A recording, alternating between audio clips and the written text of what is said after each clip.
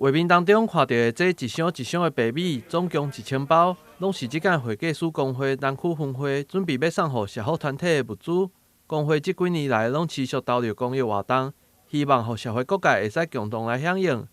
现在透过立委林俊宪的牵线，予这白米会使提供予适合的单位，帮助需要的民众会使度过一个温暖的新年。会中各团体也送上感谢状，表达因的感谢。我们非常感谢会计师公会、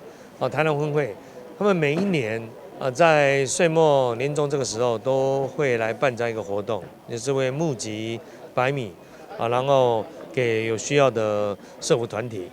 那这样已经行之多年每一年我们都一起来办理可以说在这个时候展现。这是台湾人最可爱的一个地方台湾真的是社会到处有温暖，就算在疫情这么严峻的时候，也仍然一样。我们也希望会计师公会的行动抛砖引玉啦能够让大家在这个时候特别真的在给有需要的人一些温暖让他们能够共同感受到社会的关怀我想这个是我们台湾社会最难能可贵的地方。我们会计师提供各项专业的服务之余，我们来思考我们如何取之于社会，用之于社会。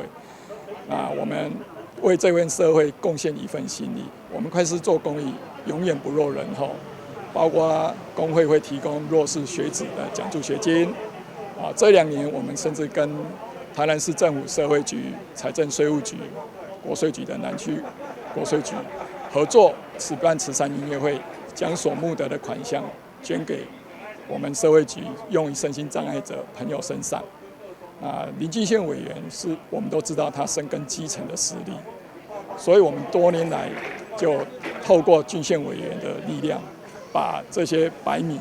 用于各有需要的社福团体跟机构身上。在这个过年前，我们捐赠白米的活动，